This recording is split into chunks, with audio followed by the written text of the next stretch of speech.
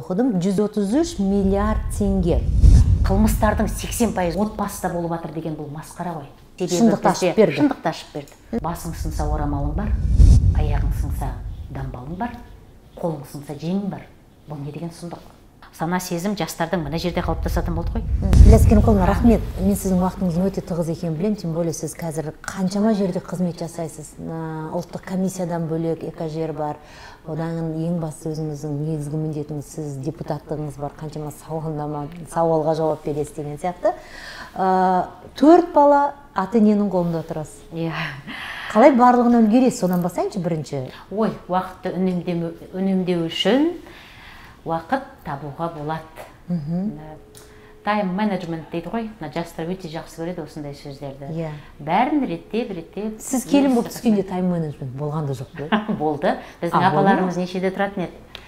Үлкен апаларымыз таңертең өз қызметін барлығын үйді жайғастыру үшін нешеде тұратын еді. Осы менің есімде апаларымыз осы таң атпай тұрып, күн батарына жататын. Барлық заманда тайм менеджмент болған. Аты басқа болған, заты бір.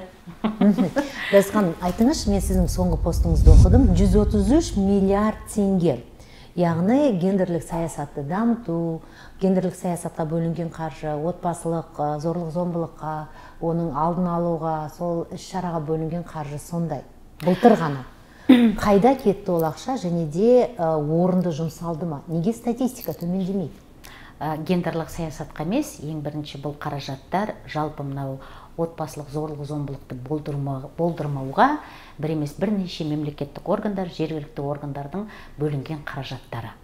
Жалпы біз соны, анау айтады ғой, шашырап кеткен ақшаны жан-жаққа жинақтап бір орта тізімге келтірдік. Бұл қандай мақсатпен жасалды? Мынау өткен жылдан бастап дүрліктіріп жатыр елімізді. Зорлық-зомбылыққа қарсы заң бізге керек жоқ, бізде барлығы жақсы деген қоғамның белсенділері шықты. 22 000 адам петицияға қол қойды.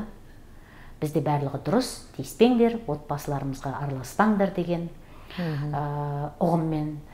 Оның артынша 87 000 қоғам белсенділері біздің жағдайымыз өте күрделі, елімізге міндетті түрде ондай заң түрінде өзгерістер қажет, зорлық-зомбылық ешқандай түрде отбасы болсын, балаға болсын, болмау керек, біздің елімізге, біздің тәнімізге ол шет дүние деген петицияға қол қойылды. Ал енді бәрін, әрине, әр адамның өз ойы, өз түсінігі әртүрлі, дегенмен былай тарихқа шамалы шолу жасайық. Неден басталды бұның барлығы? ТМД елдердің ішінен Қазақстан ең бірінші, осыдан бір 11 жыл бұрын, ең бірінші зорлық-зомбылыққа, отбасылық зорлық-зомбылыққа, профилактикаға негізделген, бағытталған заңды бірінші болып қабылдадық. Дәл сол кезде біз ел болып айттық, біз ешқандай бұндай дүниеге жол бермейміз деп. Бір емес бірнеше мемлекеттік органдардың жұмысын іріктеу, бірыңғай осы методологияны қалыптастыру басталу керек деген, енді болса болмаса жұмыстың басы болды. Дегенмен осы 11 жыл бойы жүрген заңға 10 реттен артық өзгерістер мен толықтырулар енгізілді. Осының нәтижесінде өткен пандемия деп енді былай айтатын болдық қой, көп дүниенің жәндегі заңды болатын дүниелердің барлығын біз қазір неге осылай теріс нәтиже алып қалдық деген кезде, қазір көбінесе осы билік шынындағы жүрген кісілер, жұмыскерлер айтады, пандемияның кесірінен деп. Әрине, пандемияның да мүмкін әсері болған шығар, себебі бір үйге, бір отбасыға барлығымыз қамалып қалдық қой. Осыған байланысты мынау көп отбасылар өзінің күнделікті жұмысынан айырылып, мекемелер жабылып, ешкімге оңай тиген жоқ бұл. Осының әсерімен отбасылық тұрмыстық зорлық-зомбылықта. Мен түсінгенім, егер де пандемия болмағанда, бұл қаржының арқасында статистикамыз төмен болары еттеңізге отыр ғой? Жоқ, өйтіп айтқым келмейді. Бұл негізі біздің күнделіктіні дәлелдеді. Дәлелдеді, себебі шындықты ашып берді. Шындықты ашып берді. Көп өзіміздің проблемаларымызды күнделікті өмірімізде байқалынбайтын дүниенің барлығын ашып бетімізге басты. Қылмыстардың 80% отбасында болып жатыр деген бұл масқара ғой. Қай кезде қазақ отбасында ондай болды. Дегенмен өзімде мынау ауыл, аумақ, аудандарды аралаған кезде оны өзімде көрдім. Әрине облыстық деңгейлерде елдің тұрмысы дұрыс жерлерде мүмкін аз дегенде кісілер болды, айтарлар болды. Дегенмен бұл отбасылық тұрмыстық зомбылық деген бұл дүние адамның әл-ауқатына байланысты емес, адамның сана сезіміне, тәрбиесіне байланысты. Ең бірінші, қаншама отбасылық жағдайы өте биік отбасыларда осындай дүниелер болып жатыр. Мынау масқара ғой. Оңтүстік өңірлерде менің естігенім жәндегі келіндеріне айтатын көрінеді. Басың сынса орамалың бар, аяғың сынса дамбалың бар, қолың сынса жеңің бар. Бұл не деген сұмдық? Ондай ана ертеңгі күні қандай тәуелсіз баланы тәрбиелейді? Өмір бойы біреудің көлеңкесіне алаңдап жүретін балдар болады ғой. Өз намысын, өз болымсын былай басып айтады ғой. Ешқашан еңсесі басылған адам алға шықпайды. Біз сондай ұл қыз тәрбиелейміз бе сонда? Әрине, үлкенге құрмет, кішіге ізет, ол болса болмаса қанымызда бар дүние. Сол оңтүстік дедіңіз, мен сөзіңізді бөліп отырайын арасында, сол оңтүстік дедіңіз. Мен естіген дүниемді айтып жатырмын. Иә, жақсы. Ал Шымкент қаласында сол роликтің кесірінен дейміз бе, бір кездері бүкіл желіні шулатқан, қоғамды шулатқан басқарма жабылды. Иә.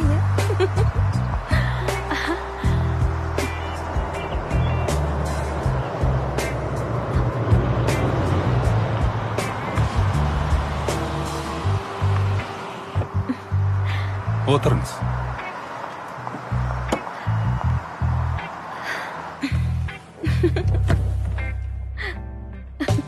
Иә, соны айтам. Оу, сұлу қыз. Алдымен келісіп алмадық па? Иә. Коға, саған кейін өзім хабарласам. Кешіріңіз. Жүріп беріңіз. Сағатын қанша? Сағат? 5:30. Жалпы мен ол сағатты айтып тұрғаным жоқ.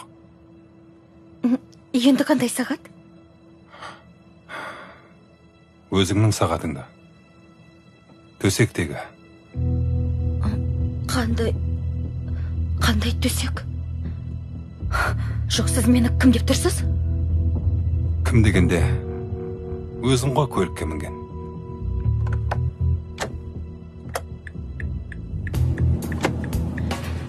Мен сізді такси екен деп ойлап қалдым. Тоқтатыңыз онда. Жарайды.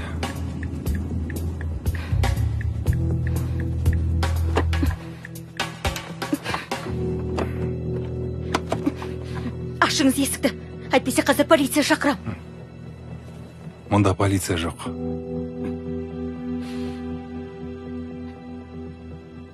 Әне тұр полиция.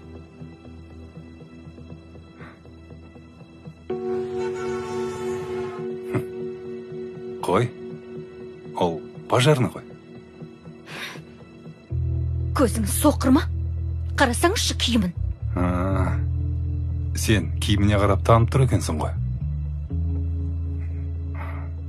Кешір, мен де сенің мына киіміңе қарап жезөкше екен деп қалдым.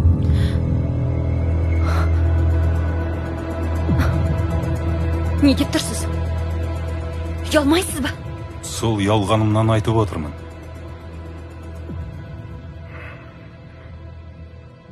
Анау полицияның жанында қызды көрдің бе? Көрдің бе? Иә. Кім ол? Дәрігер. Жалпы кім екенін сұрамай-ақ сырт киіміне қарап біліп тұрсың. Енді өзің айтшы. Сенің мына киіміңе қарап, басқа кім деп ойлайын? Жалғыз мен ба осылай киінген? Заманға еліктеймін деп, жаманға еліктеп жүрсің. Сенің анаң, әшең осылай киінді ме? Қарындасым, сен мені дұрыс жағынан түсін. Мен қыздың етегін аңдып жүрген адам емеспін. Бірақ сенің мына киіміңді көріп, әдейі келіп тоқтадым. Әр қазақтың қызы менің қарындасым. Егер қазақтың қызы болсаң, қазақтың қызына сай киінсеңші. Мысал үшін алдағы телефонда не үшін қаттап қойдың? Енді қымбат қой. Сынбасын деп. Сонда сенен қымбат па? Телефоның бұзылса жаңасын аларсың, ал тағдырың бұзылса қайтесің? Сол үшін қарындасым, мына телефоныңды қаптап қорғағандай, өзіңнің тәніңді де солай қорға.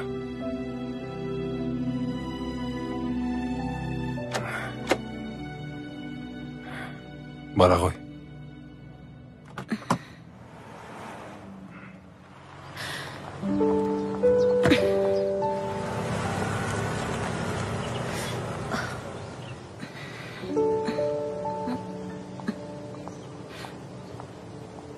Ұлды тәрбиелесең, елді тәрбиелейсің.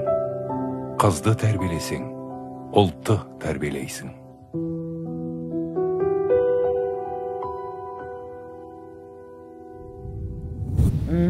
Үгіт, насихат бізде негізі біздің мәдениетке де байланысты. Біздің сана сезіміміздің қалыптасуы қалай жүреді? Қазіргі күнде біз мынау сана сезім жастардың мына жерде қалыптасатын болды ғой. Әрине, мүмкін Шымкент қаласының әкімшілігі сондай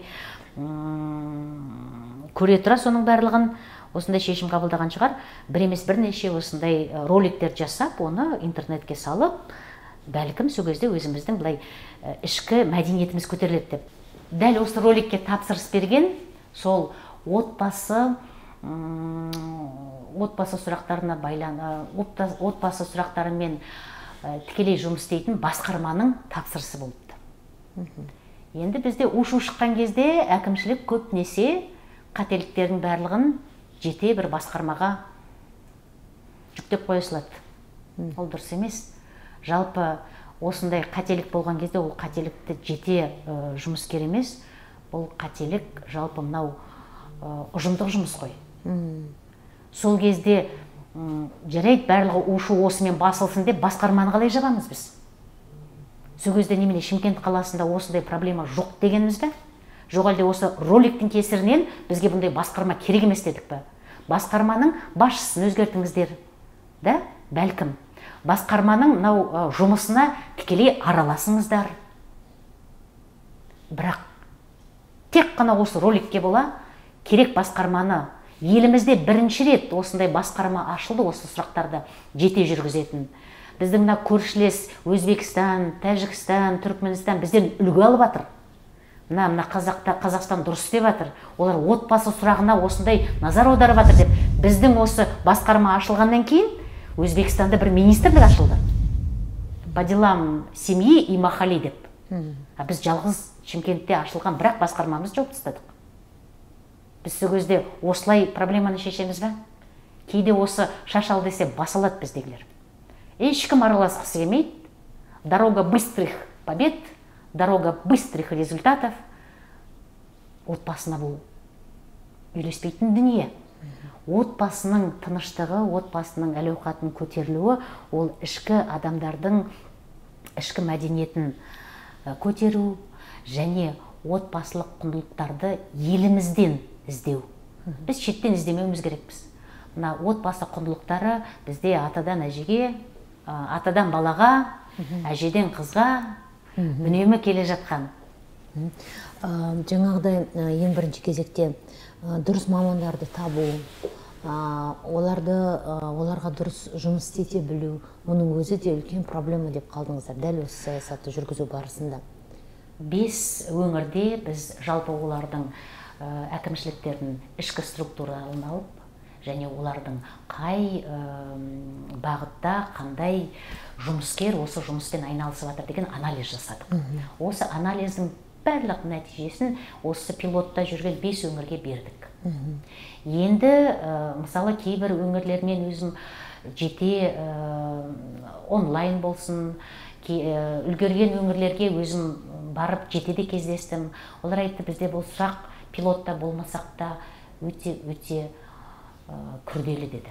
Біз пилоттан тыс ретінде де осындай сұрақтармен жете айналысатын басқарма ашамыз деген әкімшіліктер де болды. Проблеманың барлығы шелектеп құйылып жатқан қаражаттың барлығын бір көзден шығару. Ортақ нәтижеге жету. Білім министрлігі бір жағынан қаражат бөліп жатыр, ол қандай нәтижеге жетеді дегенін мынау әлеуметтік қорғау министрлігі біле бермейді. Өйткені ол ведомствоға ешқандай қатысы жоқ. Жалпы бәріміз жан-жақтан жан-жаққа соғып жатырмыз. Ортада қиналып отқан, қиын жағдайда тұрған отбасыға ешқандай назар аударып жатқан жоқ. Демек, жаңағы бөлініп жатқан қаржының барлығы бір көзден шығу керек. Және ортақ бағдарламаның арқасында іске асырылу керек. Біз қазір демек ешқандай да статистика бере алмаймыз, сондықтан статистикамыз төмендемейді. Әзірге пилоттық режимде 5 өңірді бақылап отырмыз. 5 өңірдің енді пилоттық режимдегі нәтижесі бар.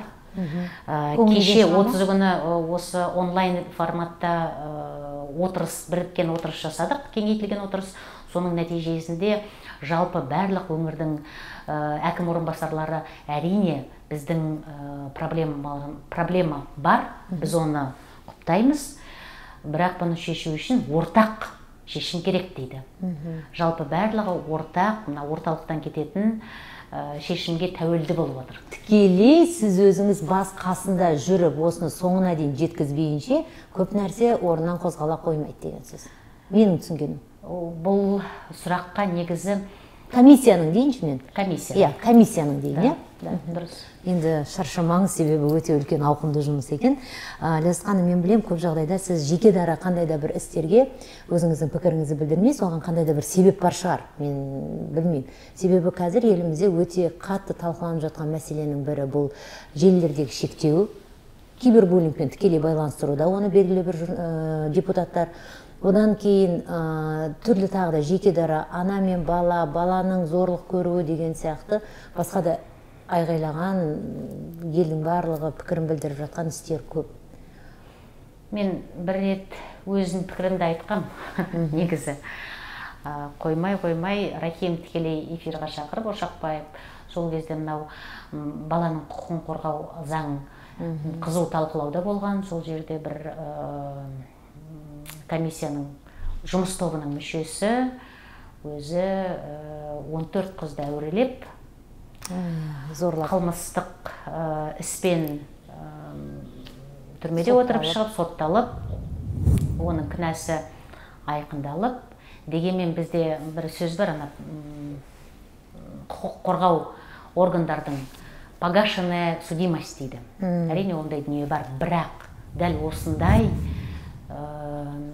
істерге байланысты погашенная судимость болмау керек. Менің сол түсінігім. Себебі ұрлап кету ол бір, қаншама жасөспірім қыздардың өмірін бұзу деген ол екінші дүние. Жалпы олардың енді өмірге деген көзі қарасы психикалық жағдайда күрт өзгереді. Сенім, жарқын болашақ, ертеңгі күні бала, оның барлығы. Но настолько это все тонкая вещь, поэтому я не приветствую выражение, что у члена рабочей группы погашенная судимость. Этого не должно быть. Потому что такие вещи нельзя прощать. И допускать человека, какой бы он золотой юрист не был, в рабочую группу по вопросу защиты прав детей, это просто преступление. И, чисто моя гражданская, допустим, позиция. Нельзя таких людей допускать. Я каждый раз очень аккуратно в комментариях, очень взвешенно стараюсь на многие вещи реагировать, но всегда делаю оговорку, это моя гражданская позиция. Я вот недавно буквально тоже по телевизору увидела, этот же самый гражданин уже поменял фамилию, но также комментирует такие же вопросы. У меня вопрос вот, ұят бар ма? Ұят бар ма? Бұл масқара ғой. Ертеңгі күні осындай сұрақтарды күрделі, әр отбасыға байланысты, әр баланың өміріне байланысты, әр азаматтың өміріне байланысты, былайша айтқан кезде сұрақтарды, басқа сұрақтарға араласыңыз. Бұл сұрақтарға ешқандай араласудың қажеті жоқ. Комментарий берудің қажеті жоқ. Адам деген ең бірінші өзінен бастау керек. Сосын өзгені жөндеу керек. Демек, сіздің пікір білдірмеуіңіздің себебі? Жоқ, мен білдірем өз пікірімді. Дегенмен кейбір кезде енді біз қоғам белсенділері болғаннан кейін өз ойымызды ашық айтамыз. Енді бір жағынан біз қазір, енді айтасыз, өзіңіз айттыңыз ғой, бір емес бірнеше рөлдерді атқарып жатсыз.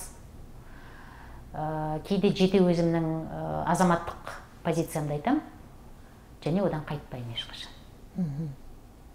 Өйткені мен сіздің осы қандай да бір жағдайларға байланысты пікіріңізді күттім.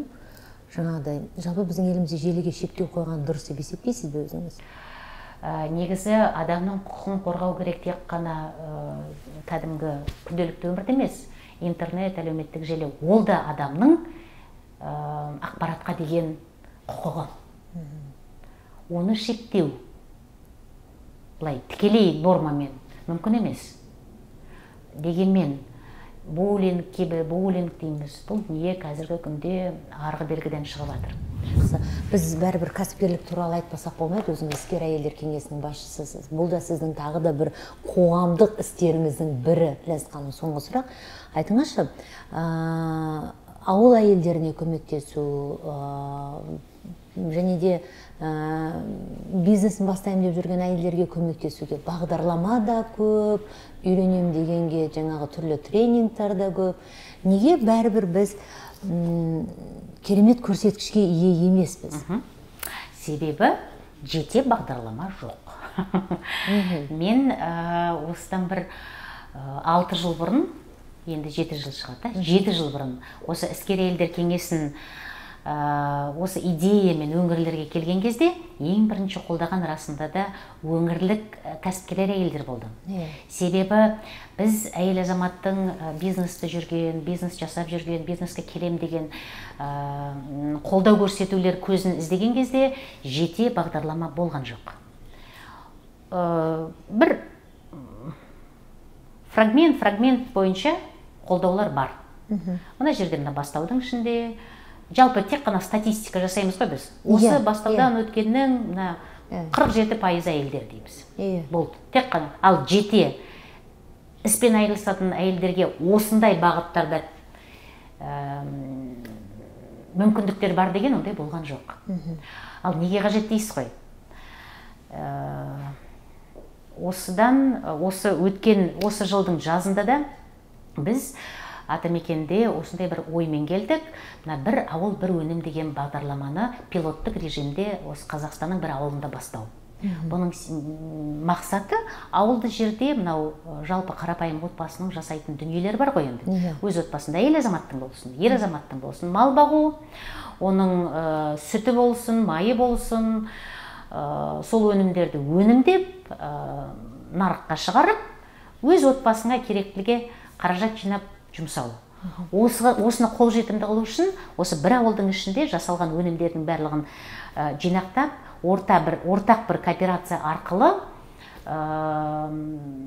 былайша айтқан кезде сол өнімін кең нарыққа шығару. Бір ауылдың бір өнімі. Осы идеямен шыққан кезде ең бірінші байқағаным, көбінесе әйел азаматтардың үйден шығуы уайым ауылды жерде. Әрине, анау жұмыстар, күнделікті тіршілік, онымен бірге менен қалғаным көзі ашық, оқыған біздің ер азаматтарымыз әйел азаматтың әйелдің бір жаққа шыққанын қызғанады. қызғаныш бар. Ну, бар. енді бар. Ол дүниені енді былай жоқ деуге болмайды, бар. Бір таң қалғаным, осы қаланың ішінде де тек қана мынау осы мен барып үйренетін жерімдегі мекеменің бастығы әйел азамат десе ғана, жарайды, онда бара ғой дейді. Сол кезде мына Алматы облысында мысалы мынау әйелдер айтты, бір-ақ ауыз сөзді әйел кәсіпкерлікті қолдау орталығы болса, біз ешқандай уайым қайғысыз барамыз ол жерге, және өзіміздің отбасымызға ешқандай бізге деген көлеңке болмайды да. Біз шетке бара жатырмыз, бір басқа бір дүние, ешқандай ой болмайды дейді. Себебі арнайы методика, арнайы осындай оқу орны, ол жерде мен сияқты әйел азаматтарда жиналады деген ұғымда қалыптасқан, өкінішке орай. Осы мақсатпен биылдан бастап Алла жазса 3 өңірде әйелдер кәсіпкерлігін қолдау орталықтары ашылады. Ендігі жылда қосымша қалған өңірлерде жалпы 17 өңірде 17 әйел азаматтар әйел кәсіпкерлікті қолдау орталықтары ұлттық кәсіпкерлер палатасының маңайынан іске қосылу керек. Бұл дүние керек, бұған сұраныс өте жоғары. Бүгінгі таңда мынау жасалып атқан көмектердің барлығы жеке кәсіпкерлікті дамыту. Ал енді мынау пандемия дейміз да. Бұл індеттің кесірінен көп дүниелеріміз, көп ашылған шағын микробизнестердің барлығы жаппай жабылып жатыр. Ертеңгі күні күн көру оңай емес. Жалғыз кәсіпкер бүгінгі таңда өзі мынау аяғынан нық тұрып дамып кетеді деген мынау утопия сияқты. Тек қана бірігу керек. Тек қана бірігіп, ұжым болып, тек қана ұжыммен бірге іс-әрекет жасау керек. Осыған біз осы орталықтардың ішінде бас методологиясы әйелдер кооперациясын құру. Қай 3 өңір? 3 өңір, енді қазір ол шешіліп жатыр. Алматы облысы, Маңғыстау өңірі және Түркістан. Яғни кәсіпкер әйелдер көбірек жерлер дейсіз ғой. Ашығын айтқанда, пысық әйелдер көбірек жерлер мүмкін. Біздің бас миссиямыз елдегі бар проблеманы осы біздің мандатымызға байланысты шығару, оны қызу азаматтық қоғаммен талқылау және президенттің назарына беру. Ал шешім қандай қабылданады? Ол атқарушы органдардың міндеті. Қаншама жерде қоғамдық істеріңіз көп, қай жерде нақты айлық жалақы аласыз? Мәжілістен, депутат ретінде дәл қазір. Эко жерде? Жалақы алмаймын, бұл да менің азаматтық бастамамның бірі. Жалпы іскер әйелдер кеңесінің құрған әйелдер кәсіпкерлігін қолдау фондымен бірге бірлесіп құрған ұйым бұл, ассоциация. Бұл жерде мен ешқандай жалақы алмаймын. Алғанда жоқпын ешқашан эко жерден. Қандай күштісіз. Рахмет.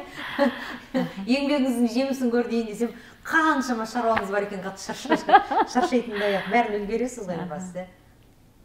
Деніңіз сау болсын. Рахмет.